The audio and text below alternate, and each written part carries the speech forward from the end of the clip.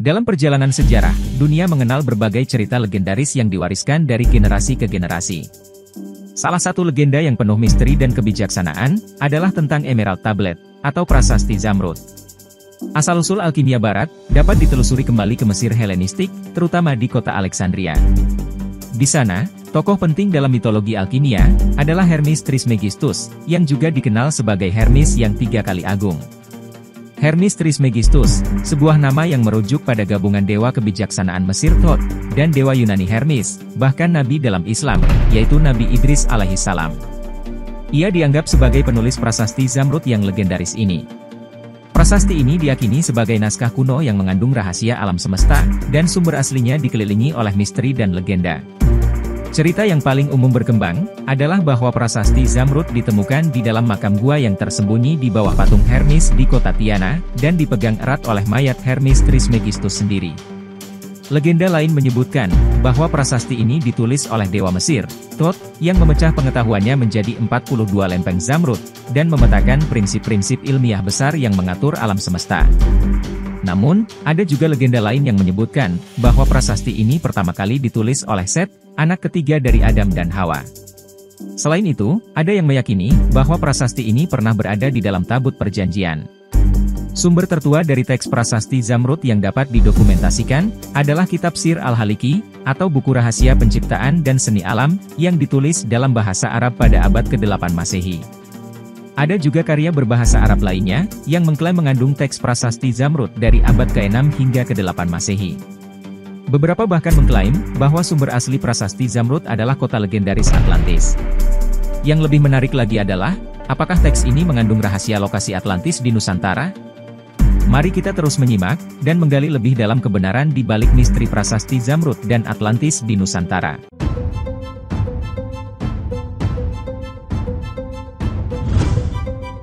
Prasasti Zamrud menjadi salah satu artefak misterius yang mengandung rahasia alam semesta, dan menjadi pijakan penting dalam alkimia barat. Isi dari prasasti Zamrud sangat kompleks, dan terdiri dari beberapa prasasti atau bagian yang saling terkait, menjadikannya teks yang sulit untuk diinterpretasikan dengan pasti. Berikut ini adalah ringkasan dari beberapa prasasti yang terdapat dalam prasasti Zamrud. Prasasti Zamrud menyatakan, apapun yang di bawah adalah seperti yang di atas, dan yang di atas mirip dengan yang di bawah untuk mencapai keajaiban satu hal. Konsep ini mencerminkan pandangan bahwa mikrokosmos, yaitu manusia dan dunia materi, merefleksikan makrokosmos, atau alam semesta. Dengan memahami bagian kecil dari alam semesta, kita dapat menemukan pola dan rahasia yang besar. Prasasti Zamrud juga menyatakan tentang hubungan antara matahari, bulan, angin, dan bumi. Ini mencerminkan pandangan alam semesta yang harmonis dan saling berkaitan.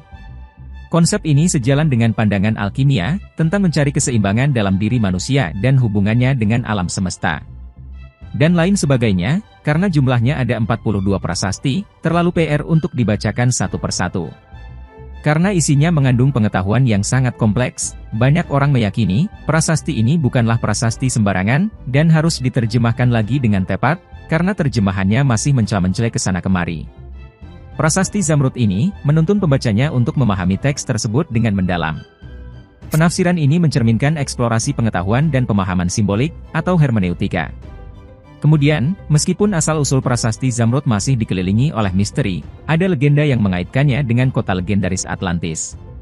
Beberapa teori berpendapat bahwa prasasti Zamrud adalah sisa peninggalan pengetahuan dari peradaban kuno yang maju, termasuk kemungkinan Atlantis.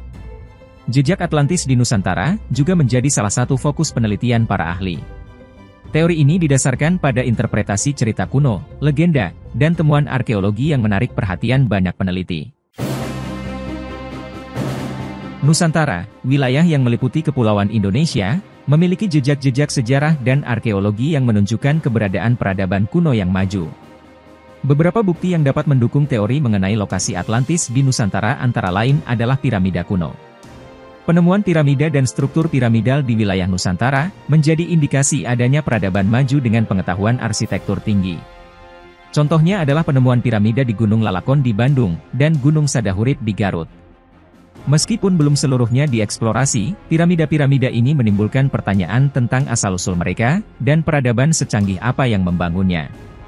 Prasasti-prasasti kuno dan artefak-artefak bersejarah yang ditemukan di berbagai pulau di Indonesia, juga menunjukkan adanya aktivitas peradaban kuno yang telah mengembangkan sistem tulisan dan keterampilan lainnya.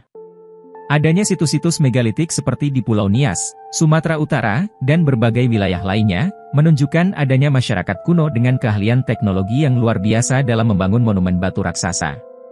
Teori tentang piramida kuno di Nusantara, menciptakan hubungan dengan kemungkinan lokasi Atlantis di wilayah ini.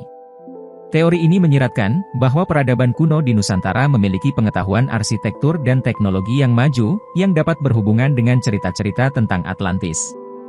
Prasasti Zamrud, juga merujuk pada lokasi dan keadaan geografis. Di antaranya, ada teori yang menyebutkan bahwa sejumlah karakter dalam bahasa Atlantis kuno terukir pada prasasti tersebut, dan karakter-karakter ini merespons gelombang pikiran pembaca, dengan cara yang menunjukkan hubungannya dengan Nusantara. Prasasti Zamrud juga dikaitkan dengan Nabi Idris atau Henoh, yang dalam kisahnya disebut hidup di benua Lemuria, yang tenggelam sekitar 70.000 tahun lalu. Beberapa ahli arkeologi dan geologi seperti misalnya Profesor Robert Scott berpendapat bahwa ilmu pembangunan piramida, yang awalnya dianggap berasal dari Mesir, sebenarnya dimiliki oleh peradaban kuno yang lebih tua, dan berasal dari wilayah timur, termasuk Nusantara yang tenggelam, yang dikenal sebagai Sundaland. Kajian yang dibuat, bukan saja menyentuh tentang bukti-bukti arkeologi, tetapi juga bukti linguistik, antropologi, DNA, dan geologi. Dalam kitab Henoh, disebutkan bahwa Nabi Idris adalah penghuni Taman Eden yang terletak di Lemuria. Namun, akibat ledakan gas di bawah benua ini pun tenggelam. Pada tahun 2004, beberapa studi ilmiah independen telah mengkonfirmasi ledakan ini. Salah satu ilmuwan, benar-benar mengatakan ada ledakan saat ini. Yang lainnya mengatakan, ada bencana lain yang didasarkan adanya penurunan oksigen dalam jumlah besar di planet bumi. Sebenarnya, saintis-saintis barat sudah lama mengeluarkan teori mereka mengenai Sundaland, dan kebanyakan teori ini memang benar. Namun demikian, sebagian besar ahli-ahli arkeologi, geologi, dan sejarah yang baru menetas, masih meragukannya, karena menurut mereka ini semua pseudoscience dan arkeologi terlarang. Seperti yang kita tahu, sebenarnya banyak penemuan arkeologis yang terpaksa dirahasiakan oleh kerajaan-kerajaan tertentu, karena penemuan itu bertentangan dengan teori yang sudah lama berkembang. Pertanyaan besar yang muncul adalah, apakah prasasti Zamrud benar-benar mengungkapkan lokasi Atlantis di Nusantara? Meskipun teori ini menarik, penting untuk diingat, bahwa teks prasasti Zamrud lebih bersifat esoteris dan simbolis. Emerald Tablet atau prasasti Zamrud, merupakan teks kuno yang kaya akan filosofi dan alkimia. Walaupun ada teori menyiratkan bahwa teks ini mengungkapkan lokasi Atlantis di wilayah Nusantara Indonesia, dan didukung oleh bukti arkeologi dan penelitian geologi, namun penting untuk mengingat, bahwa interpretasi teks prasasti Zamrud bisa sangat subjektif, sehingga klaim ini tetap menjadi misteri dan memerlukan lebih banyak penelitian ilmiah untuk memperkuatnya.